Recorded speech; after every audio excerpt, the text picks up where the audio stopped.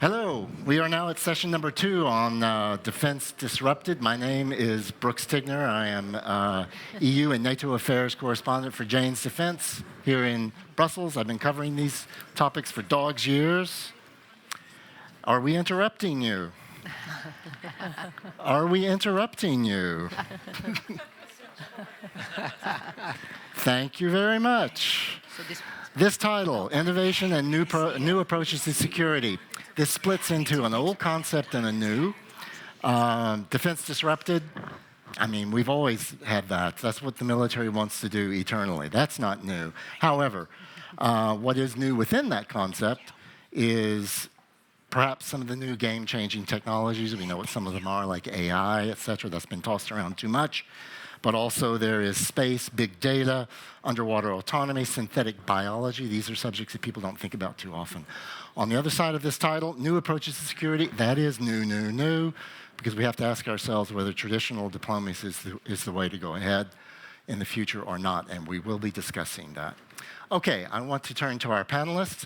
What we're going to do today is I think I'm going to give each of them 3 minutes to speak on what they want. I gave them free rein. And then we're going to, perhaps I'll throw a question or two to each of them, and then we're going to have a good half hour for Q&A on that level. So you've seen who our speakers are. I'm going to change the order. We're going to go with Andrea Thompson first, Undersecretary, Arms Control and International Security at State. Then we'll go to Radmila Shekerinska, our Northern Macedonia MOD, and finally to LoganJones, who's VP of Horizon X, which is Boeing's sort of DARPA-like acquisition wing. So please, over to you first. Great. Thanks, Brooks, and thanks to the German Marshall Fund. It's my first time at the Brussels Forum, not my first time in Brussels.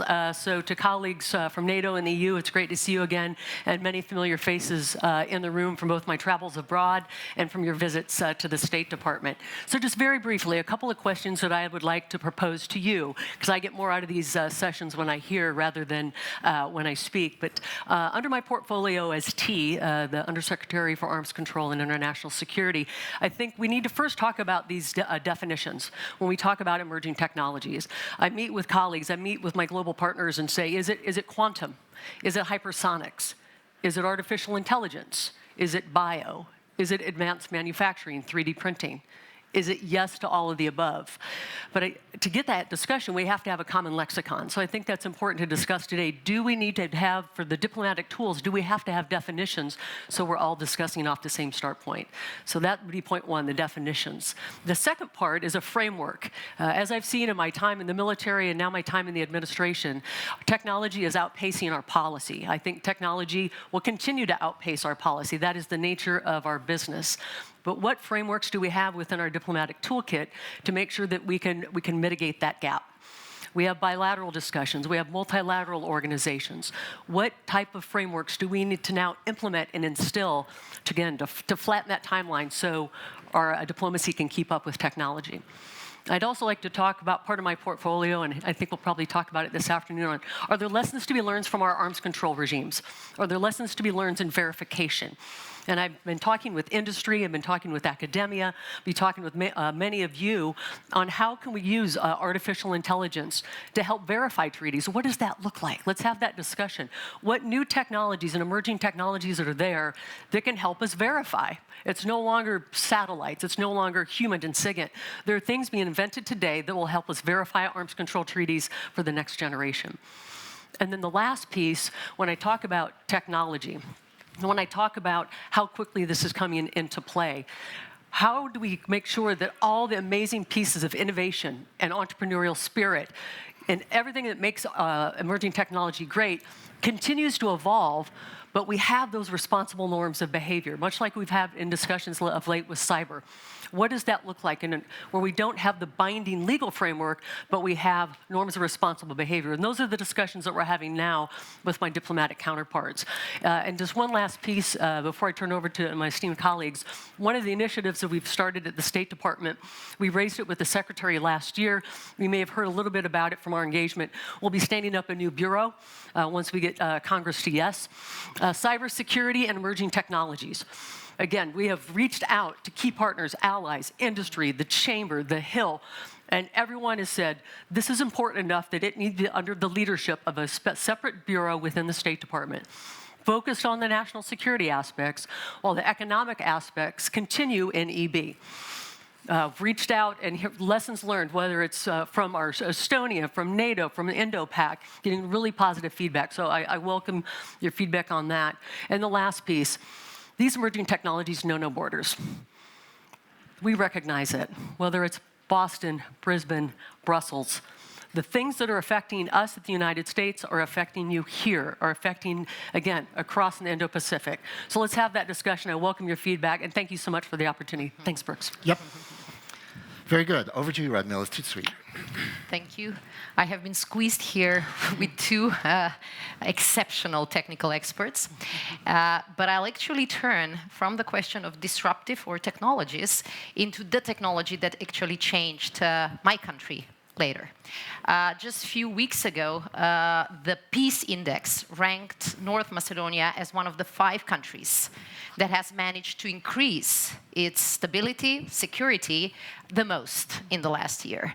And if you ask me whether we have purchased an excellent technology, whether we have come up with something groundbreaking, new invention, the unfortunate answer is no. But what we have done differently, what was the disruption in our status quo, was a different software, a different kind of political behavior and political thinking. And even this was enough to actually change the course my country was having. 2 years ago, we took over as a new government, and we practically had to think whether we will agree with the status quo or whether we will try to do something courageous and very disruptive. I remember my first Brussels forum. It was in 2008. It was just maybe few weeks before the NATO summit that was considered to be the historical opportunity for then Macedonia. And we were very optimistic, although we knew the hurdles. We went there and returned home with nothing. And then we entered a decade of lost opportunities, a decade of democratic decline, and a decade of economic stagnation. And for 10 years, we were used to the status quo. So when we were elected, we said, okay, we want to break this status quo, and we want to engage in a new type of behavior and in a new type of attitude towards especially our neighbors. And it has worked. We have actually increased all our standards with regards to democracy, rule of law, and free media. But furthermore, we have done it under very difficult political circumstances. And in less than a year, we have managed to come up with a breakthrough on our relationship with Bulgaria, and we have solved the problem that was considered to be the frozen problem of the Balkans, which is the name dispute with Greece. So right now we are practically an invitee country for NATO membership, and we are hopeful that even by the London summit, we might get into NATO. 20 countries have ratified our NATO protocol in just 5 months. And this is, to a certain extent, unprecedented, having in mind previous waves of enlargement. And it has shown that when you try to disrupt the status quo, the world is watching. So in my view, yes, we do need new technologies, otherwise the two colleagues will criticize me, but we actually also need a very different mindset to help the new technologies work for the good of the people. Thank you. A good summary of your country's policy. Thank you. Well, we've heard the first two speakers address the second half of the title, New Approaches to Security. Let's hear about the first half, Innovation. You bet. You might be surprised we agree strongly on that. In fact, culture is at the heart of all we do. But first off, thank you for having me and allowing me to present maybe a view from industry. I'm humbled to share the stage with distinguished colleagues and you all, and talk a little bit about the importance of innovation and maybe an approach to disruptive innovation and how to channel it in large institutions. But first, the Transatlantic Alliance, the partnership that we all represent, is a critical factor in innovation. In fact, it's been key in leveling the playing field around reducing borders to make sure that we can harvest technology wherever it may best be found. And that's the mission of the group that I lead in the Boeing company. I lead a group called Horizon X. It was a group that we created right around the centennial event for our company. It was really a reflection point, an opportunity for us as a company and as leaders to look back over the first 100 years, to think about what works, what brought us to the place where we are today. But more importantly, to think about the changes in the world that we see around us. And to ask ourselves the question, what changes do we need to make to be more relevant for the next 100 years? A fitting conversation as we all celebrate the 70th anniversary, right? So within Horizon X, this is really a narrative and a story that's applicable to any scaled enterprise or organization or government. We knew it came down to building a tool set that allowed the Boeing company to work with entities and companies that maybe we're not familiar or comfortable with. So the first one is, how do we build a bridge to the disruptive innovators that exist across the world? Our answer was we built the Venture Fund, and a tool set that allowed a big-scaled enterprise to work with the emerging disruptors that we see across the world. And more than that, it's about inspiring through the value that we can contribute to the portfolio, inspiring that next generation of aerospace ecosystem that's very important to the mission of all of us here today. The second one was about taking an honest look in the mirror. We built a group similar to a red team that looks across all the markets in which we operate, all the customers where we serve, and we find the elements of disruption. And what the group does is it works very hard not to see disruption as a threat, but to turn it into an opportunity. And I think that's the challenge that we all have, is to be open-minded about where disruption and the threat from disruption lies, and to find action-oriented solutions to address it. The third group is all about partnerships and evolving our mission as a company. It aims to build out what could be the next businesses for the Boeing company, maybe just over the horizon. And what's in that is it's based on a premise that we are stronger as a company, we are stronger as an industry, and I think as countries, to work together through partnership. And that's what's important about this dialogue today, because we all have the challenge of seeing disruption as an opportunity and harnessing those new technologies or approaches. Thank you. Thank you very much. Okay, 3 quick questions to each of you. I want you to address this idea of about traditional diplomacy. Is it working? You know, the discreet, sort of low-key, behind-the-scenes approach, is that dead?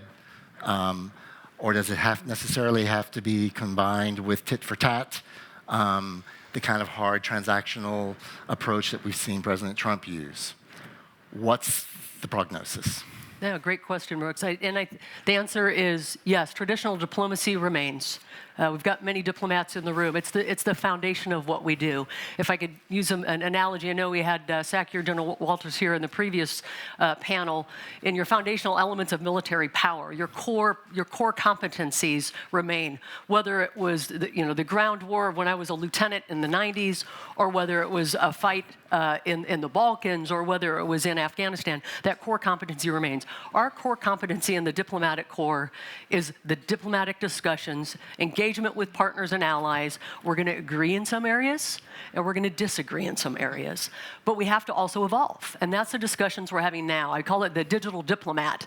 I just spoke at our Foreign Service Institute, FSI, as a next generation. If you're at one of our great institutions and you're a 22-year-old and you want to serve your country and you want to be in the State Department and you're passionate about artificial intelligence, can you be in the State Department? Absolutely. Join the team.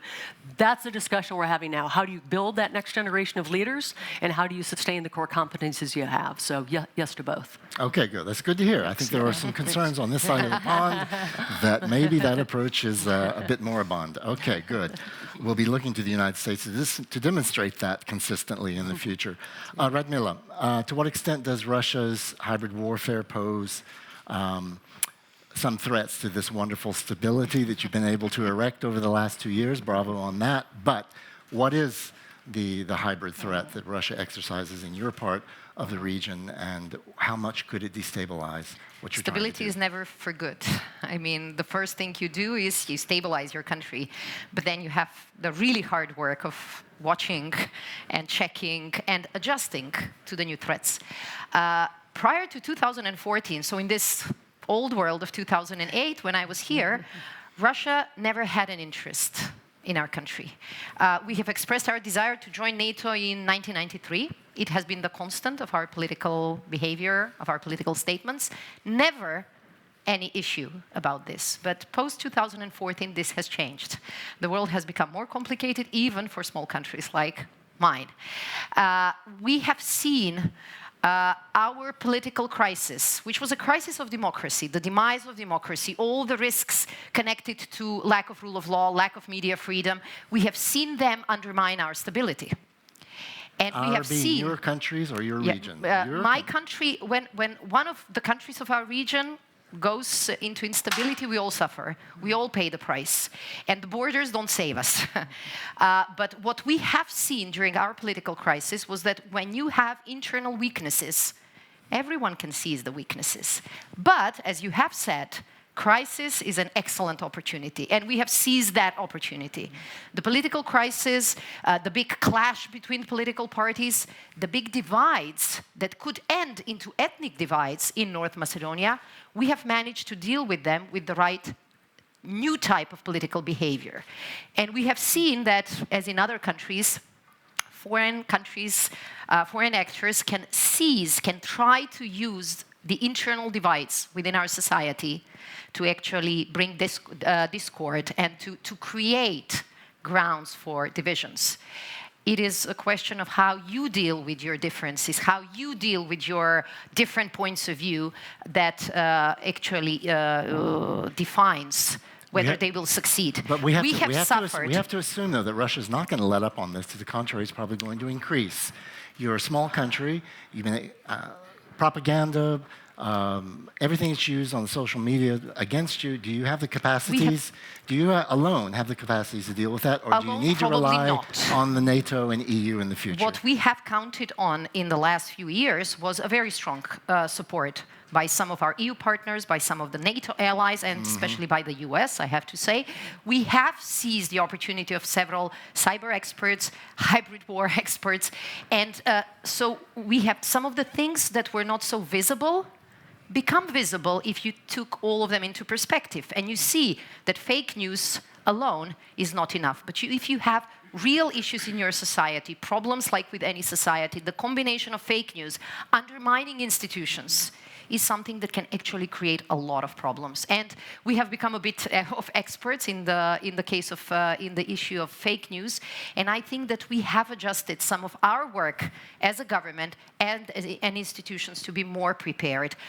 Does it work every time? Absolutely not.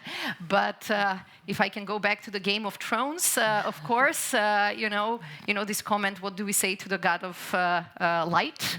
Not today. This is how we have approached our referendum. This is how we have approached our presidential elections. We could have been really suffering a lot if we failed, but we did not. Thank you. Over to you, Logan. Two questions for you. What do you think are the capabilities necessary in the future to maintain battlefield and surveillance superiority without uniquely and only plugging your own company? Happy to. And secondly, do you think governments, NATO in particular, are absorbing this fast enough? We know they aren't. What needs to be done to make them do that? Good question. So I'll point to the trends. What I see in terms of the future of warfare, a couple different buckets. Number one is I think you've seen this rise of distributed networks. So it's about combining all the assets together into a single information pipe that people can act on. So what does that mean in practice? It means that it's more in the joint model, where you combine information that you acquire through space assets, information from airplanes, information from the ground and undersea, and the ability to tie together that seabed to space aspect of it is a differentiated capability that we have, and we need to leverage. The other piece of it, being we industry, meaning the alliance. And the alliance, yeah. But the alliance is always aimed for that. Yeah, absolutely. That's nothing new. I mean, Yeah. what needs to be done that's different in So the that's future? the second half of your question. The second question actually is, what can we do about it? And when I talk a lot about innovation and I look across the world, we engage in many countries all over the world. It's less a hunt for innovation. In fact, I don't think we have an innovation challenge in the world. How many of you feel that the rapid pace of new technology is slowing anytime soon? It's not. Where I think the opportunity lies is the system that we can use and put together to deploy and acquire the capabilities. So where do I think that goes is one of the other big trends in warfare is the leveraging of commercial assets for defense purposes. If you look at the pace of innovation in the commercial market, it's extremely fast. Companies only need to prove validity in a business case to move out and execute. What I think the challenge that we have, governments, industry, and associations, is how do we innovate around the process that we can use, the culture that we bring to the challenge, to make sure that we can take the latest and greatest technology and apply it to our interest. Thank you. You bet. I mean, there has been a long-term trend of commercial, bringing in commercial technologies, partnerships on the battlefield, et cetera. Yeah. Third offset for military purpose. Are you suggesting that really needs to accelerate or expand, right? I am, Just and a short I answer. think it's a cultural challenge for us all, and that's coming from somebody who works for a progressive yet large company. It always comes down to the people and leadership. Okay, good. All right, well, we're just down to about 30 minutes. I saw there were a lot of questions in previous sessions. Still, there were hands up. So instead of waiting for 30 minutes to start, we're going to start right now, okay? So I do encourage you to raise your hands. As the previous speaker said, you can either send it through the app or simply just raise your hand. Don't be shy. I always have lots of questions, and you're going to have to listen to my questions if you don't raise your hand. Yes, sir, in the back. Please identify yourself. Hello. And ask the question. Thank you. My name is Don Cedar. I'm a city councilor in Amsterdam. I had a question for concerning Boeing, because as you were talking about Horizon X, I saw a lot of pictures of missiles on the side and pictures coming up, and then you explained the commercial side. When it comes to security threats, I was wondering in what ways does Boeing internally have the ethical discussion where commercial meets security and everything everything surrounding that? And I was also wondering, what has Boeing, do you have lessons learned concerning that point? Because I do feel that security and commercial aspects do have a certain way of approaching that. So I was hoping if you can elaborate on that, because I was really curious. Lessons learned and ethics. Yeah, and I think it's a really timely topic, given the fact that disruptive technologies and the pace at which they move forces all of us to be, to reflect on what that means and how we deploy it. So the first thing I would say is that those decisions always come from a place of ethics, and for the Boeing company, we hold ethics in high esteem. And I'm not trying to say something that you all know, but what I'm trying to say is the fact that a shared value system amongst a group of industry leaders, peer companies where we share interests, we collaborate on interests that are not competitive. Security, safety, assurance is a non-competitive trait in industry, and we strongly encourage that type of collaboration. The second point is those discussions and the dialogue surrounding it is never done in a vacuum. And we have those conversations in real time, especially around disruptive technologies, with customers, both on the commercial side and on the defense and security side.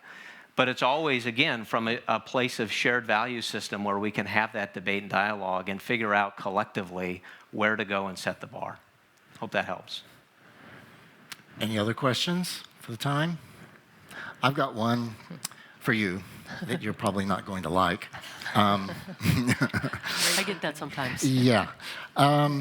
What do we do? What does the United States do about convincing its partners that a threat is actually worth taking seriously. I have in mind Iran. Let's go back to Iraq in 2003. There was no WMD, it turns out. There was an enormous loss of credibility as a result. We know the government in the UK fell as a result of that, or at least was defeated in the subsequent election because the British public felt it had been lied to. Let's switch now to Iran. We've seen the pictures of the bombings against the tankers, etc. I was out at NATO yesterday. We were getting briefings from various diplomatic embassies there, diplomatic delegations. We were told by a couple, yes, we were shown the pictures, and I asked, were you given the geolocational data on the drone that was shot down? Because this is the critical question. Was it in international space, or was it in Iran's? They said, no, we haven't been shown that yet. Don't you think that's something that should have been shared immediately? And what is the U.S. going to do for public opinion, not just private, from diplomat to diplomat, but to convince publics? Is there going to be a need to release a little bit more intelligence? And they're always going to use the argument, we were going to place our sources in jeopardy. That doesn't wash so much anymore. And there's a lot of skepticism over here on this side of the Atlantic about how genuine the Iranian threat is. So I will somehow try to turn this back into emerging technology and disruption. So the answer to this, what immediately came to mind, and I'm going to wear a couple of hats here. I'm going to wear my Undersecretary of State hat, and if you bear with me, I was a career military intelligence officer for almost 30 years in the Army, so I'm going to put that old hat on for just a little bit. There are sources and methods. We all have our own technologies, our own systems. You share with some, you don't share with all. You try to downgrade intelligence. We've seen that, again, for an example that hit home very close, I think, to this group here, and personally with my portfolio, and they talked about it in the previous panel, is about Russia's violation of the INF Treaty. So we'd known for years, along with some of the Five Eyes community, that the SSC-8 had been fielded. It had been researched, developed, and out in the field.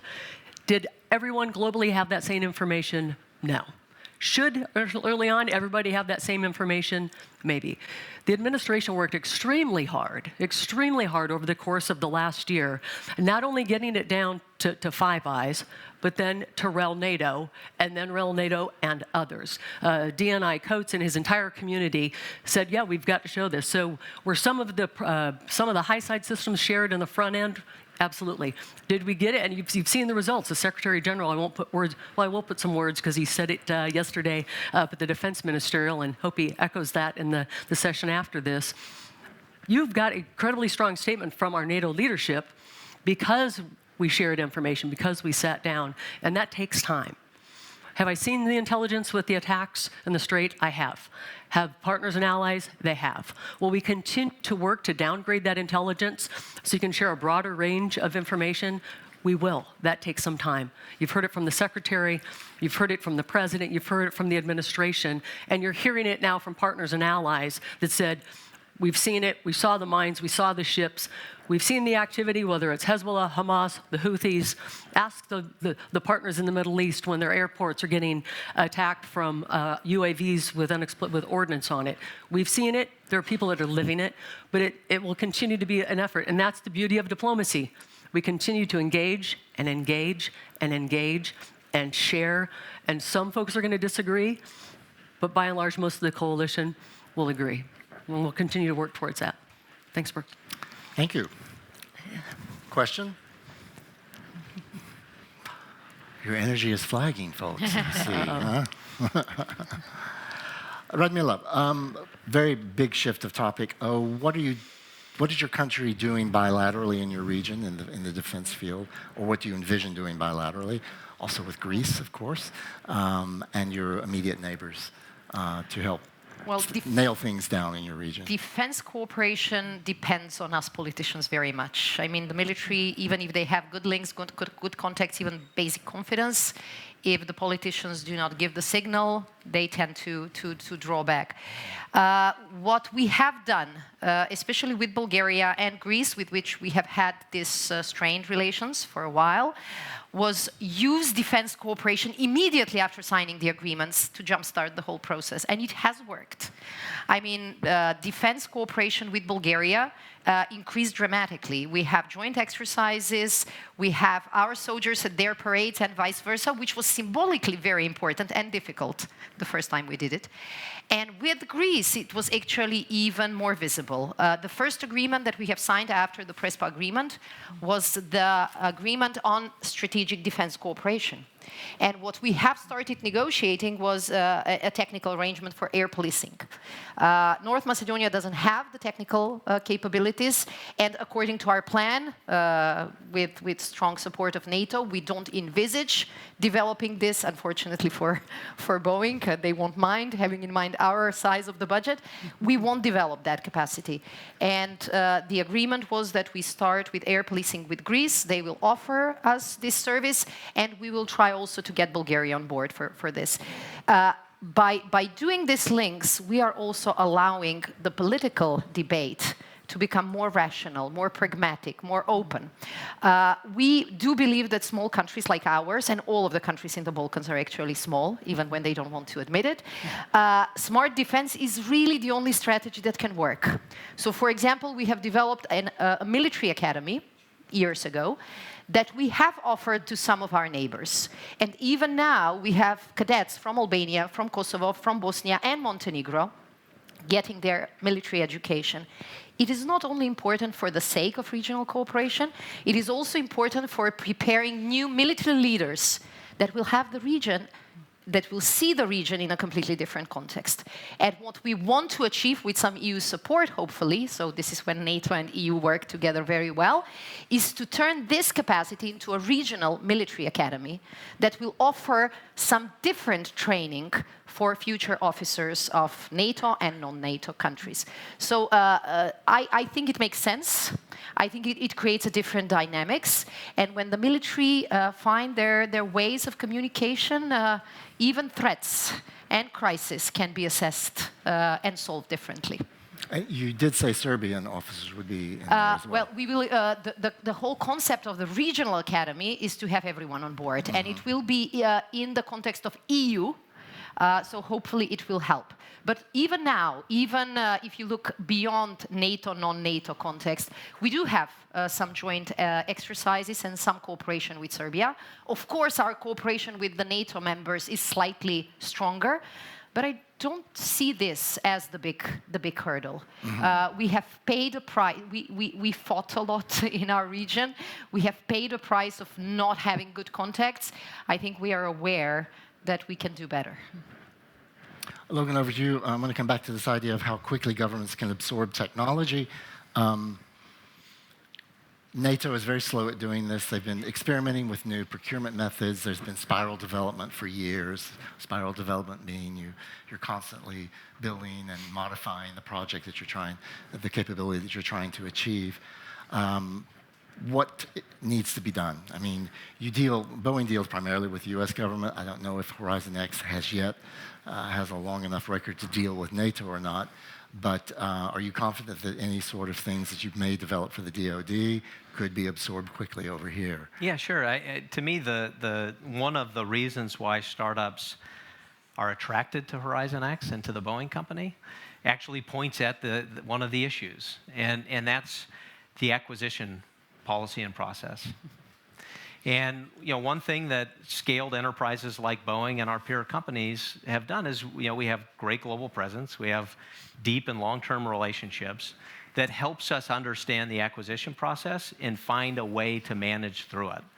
What these emerging technologies and the innovators and entrepreneurs deal with is every day is about raising cash and conserving cash to stay alive. If they rely on the government contracting process for funding, they may wake up one day and run out of money. And so one of the strategic assets that I think big companies, why we've seen this trend toward corporate venture capital funds, is what they're looking for is a bit of a decoder ring. How do we work with those customers around the world who have such incredible need, but for some reason, we can't seem to find a way to penetrate the acquisition system? So again, it fits within the theme. We focus a lot on disruptive technologies, clearly, but we talk about culture and how do we change our mindset, and we also talk about the policy that has to be in place to support the adoption of the technologies. Over to you, Andrea.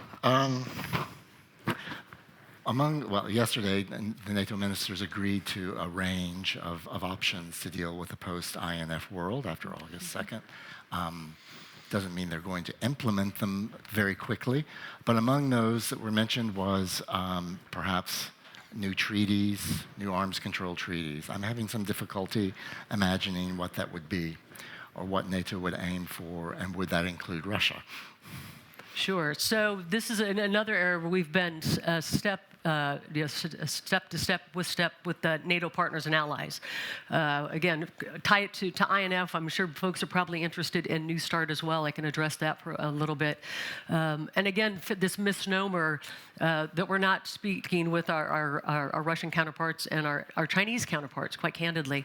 The president gave us a directive. He wants to multilateralize. He wants to modernize these arms control treaties that have been violated across multiple administrations for multiple years. And I tell folks, as the leader for the arms control in the State Department, if I turned a blind eye towards a treaty party violating an arms control treaty and just let it continue to fester and move forward, I have now set a new standard.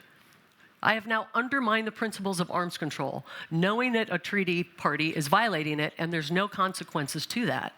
The president called them out and said, Russia, no more. Allies said, Russia, no more. We know this has been going on. So how do we make these treaties relevant? And to tie this back to the emerging tech, I had a conversation with my Russian counterpart, I guess it was a week ago, Deputy Foreign Minister Wrapup, and said, we need to start talking about these new technologies. Your president in 2018 said he's going to have these new novel systems. Some will fall under New START, some will not. So I said, Sergey, we've got to have these discussions. Our leaders are interested in it. The foreign minister and Secretary Pompeo are interested in it. The arms control has served its purpose. It continues to be a foundational element of our democracy and more so for our national security, but it needs to remain relevant. So what does that look like as we bring in artificial intelligence, hypersonics, all the things that Russia knows that they've stated it openly that they're doing it, and the Chinese are open about it as well. They have been going unabated because they're not party to any arms control treaty. We have a responsibility not only to safety and security of Americans, but to our partners and allies to have that candid discussion going. It's 2019. There are systems being developed now. We need to have those discussions because we know they're going to be in the field in 2, 3, 4, 5 years. So that's part of my portfolio. Again, the direction's been clear from the top. Russia's meeting at the table, and I hope to get China to the table. Thanks. So we would need a cruise missile arms treaty. Is that possible? Anything's possible, Brooks. What about space arms? You didn't mention arms in space. This is a very controversial topic. Does America support that idea as well, the demilitarization of space? Or if it is going to be militarized, how do we control it from a global institutional point of view?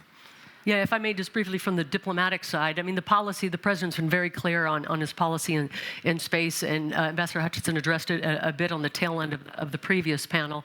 Again, important to note that we're having those discussions. We're having the discussions in the UN. I'm having the discussions in NATO. Assistant Secretary just got back, and his team meeting with my Chinese counterparts, talking about what are policies in space. There are areas where we clearly disagree, but it's incumbent upon us to lay out what we believe the space policy should be. Again, we go back to norms of responsible behavior. What does that look like? If you're going to play in this game, if you're going to contribute to this, you have to have a responsible nation state. That's the discussions I've been having with my Chinese counterparts. You want to be a world player, you want to be a global competitor and a global partner in some of these areas, you've got to get some transparency in your system. And what's been the reaction from your Chinese counterparts so far? In arms control, less supportive. But in the P5 context, I've had multiple discussions with my Chinese counterpart on responsibilities as a P5 partner, and we're making great headway in that area. Mm-hmm. And you discussed space specifically, the militarization of space. We've talked about space Chinese policy, absolutely. And the Chinese view on that is carte blanche for us? I'm not going to share openly on our bilateral discussions, but had a very positive meeting. Don't quote me on the date. They went last week or the week before. Okay, very good. Yeah. I see we have a couple of questions up on the board. Logan, I'd like you to think about the first one, and let's switch to the second one first, secondly, for our two speakers here. Can you read? Yeah. Okay. How can democratic societies address this challenge of authoritarian regimes who have the upper hand in techno-nationalism? That's a very inflected, sophisticated question, I have to say. But tell us. Up for the second one. Yep, for the second one, and then you. You know, we have been fighting an authoritarian regime for quite a while. Actually, it didn't become authoritarian overnight, but it slowly, gradually deteriorated. And what we have seen is that some of the new technologies are actually an excellent opportunity. So I think that we in North Macedonia, we are an example that disruptive technologies, new ways of communication, they can be a challenge, they can be a threat, but they're also very helpful in democratizing societies, in spreading information, in allowing people to engage more openly. Let me tell you one example. North Macedonia is an ethnically very diverse country. Majority are Macedonians, but actually there is a big percentage of Albanians, Turks, Roma, Serbs, Vlachs, everything in the country. And this divide was always used either by outsiders or by politicians who wanted to rule by division. And this was very helpful. And when we had our political crisis, the main worry, especially of many EU and NATO countries, was that political crisis on top of divisions will practically break the country apart. And we as leaders of the opposition, we kept saying, no, actually the country can be brought together because of this. Because no matter what your ethnicity is, you want to have a say in your country's decision. You want to feel that your vote counts. You want to put on the television or actually, put yourself on Facebook and see that information is available.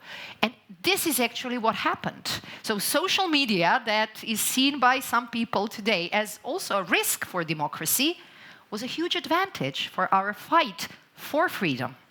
And this fight for freedom united people. So as never in the history of our diverse country, we came closer.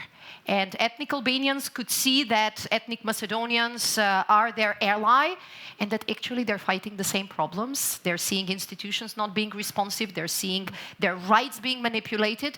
And this is why, in my view, we have to look at every technology through the perspective of, yes, there are threats, yes, there are opportunities, and sometimes you cannot take one and eliminate the other.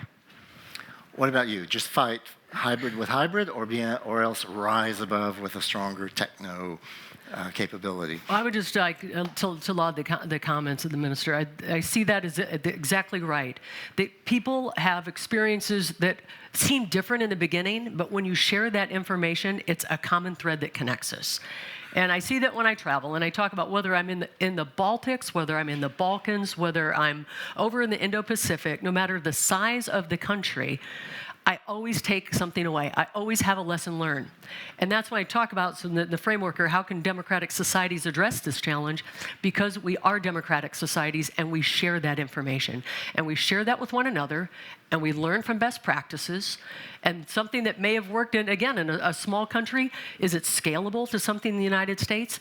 And you share that multilaterally. When I go to NATO, when I go to ASEAN, I'll hopefully be in Singapore for Cyber Week in October, we are going to learn from countries that are smaller but have maybe iterated and innovated at a much greater rate because of that size.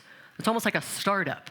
They have the capability to quickly try and fail early, fail often, not to learn from industry, and then get that best practice. So that's the beauty of democracy. And I share that openly when I meet with my Chinese counterpart and when I meet with my Russian counterpart.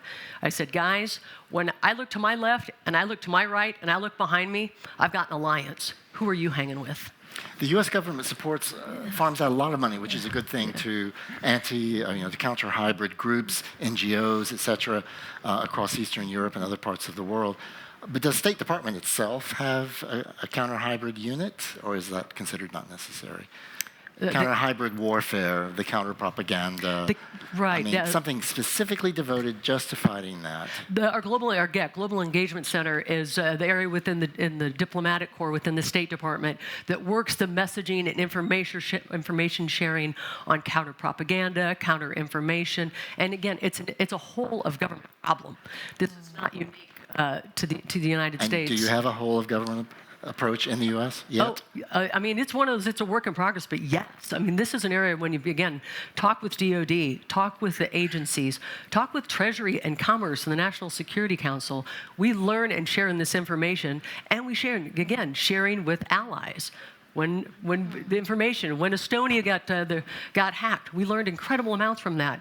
From Montenegro to Macedonia, I mean, there's all kinds of examples where Russia misinformation and disinformation are putting forth across the borders, and we're helping glean information from that, and we'll partner together to make sure it doesn't happen again. But I'm interested in this idea that within the United States, the whole of government, because it's such a huge country, it has so many agencies, et cetera.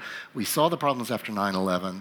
They were enormous in bringing that whole of government approach under the DHS, too many agencies, et cetera. They're still working out those problems to a certain extent.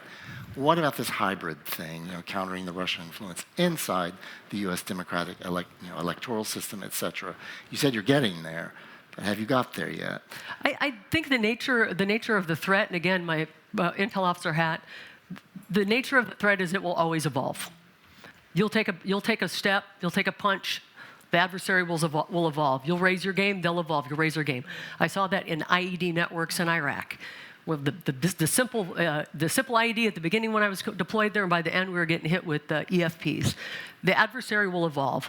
The adversary will evolve in the information space. But again, it's that whole of government approach and learning from industry.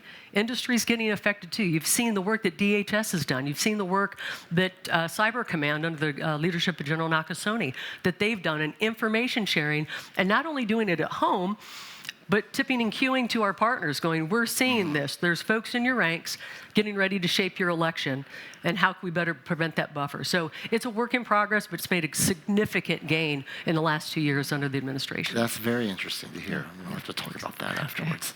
Logan, over to you, that first question. Yeah. If I truly had the answer to that, I probably wouldn't be standing here today. But we just a little bit of background on what we get as incoming. So over the first 18 months that we had this group, we got about 4,000 incomings.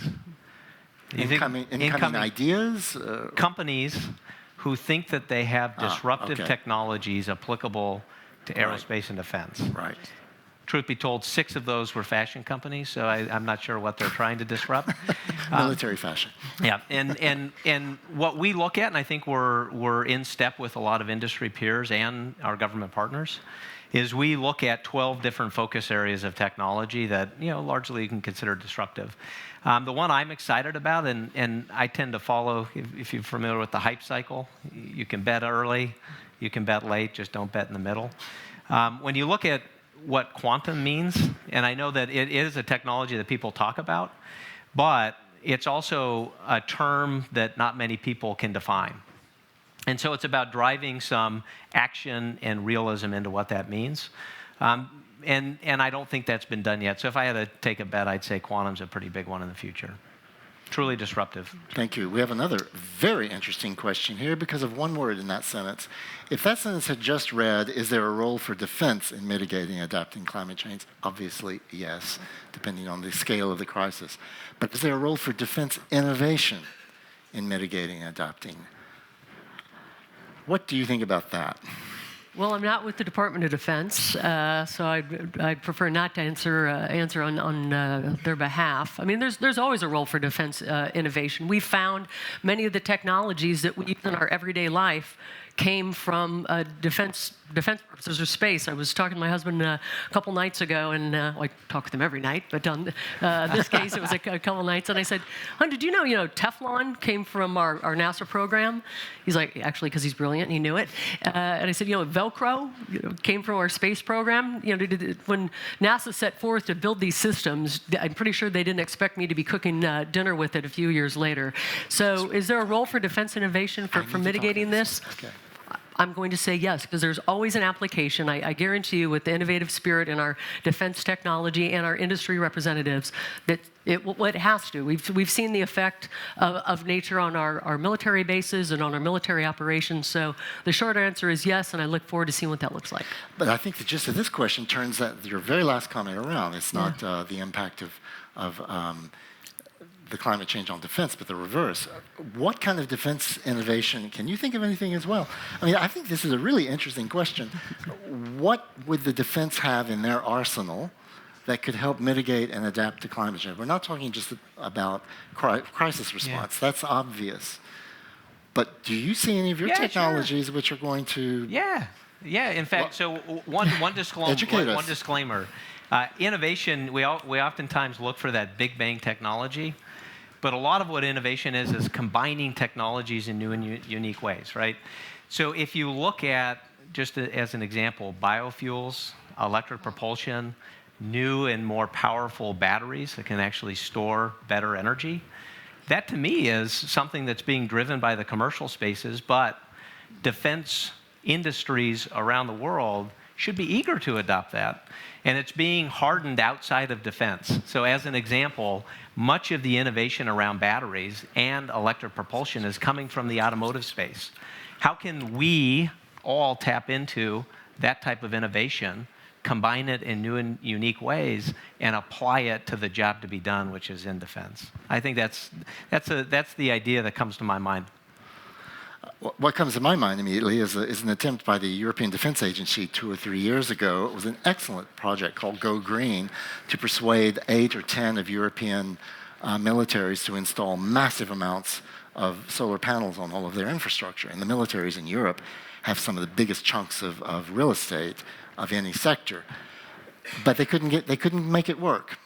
The administrative and the legal things were too difficult, but it would have gone a long way toward mitigating the military's consumption of fossil fuel-based and it's a good example of innovation. Look at what the power output now is of solar panels. Perhaps the business case might be different for governments. Okay, we're getting very close to our end here. I want to keep us on time. Wrap-up statement, anyone? I think most of the issues that I wanted to cover are covered, but let me just finally say that we have changed the outcome or the prospects of our country. But our hope and desire is that actually it could have a wider effect. We do believe that the approach that we had in dealing with our neighbors, in dealing with some internal divides as well, could be a model that can be used by some of our neighbors. And instead of exporting instability, which is what the region has been famous for, we could really export stability. And what we have shown to some politicians more eager to follow their careers than move their countries forward is that you can actually do the unpopular things, make the painful compromises, and even win elections. Because immediately after the agreement with Bulgaria, we have won with a landslide at local elections. After the agreement with Greece, we have had a difficult referendum, difficult presidential elections, but we have won. And it has shown that people follow leaders brave enough to think the unthinkable. And I think that should be the inspiration for our region.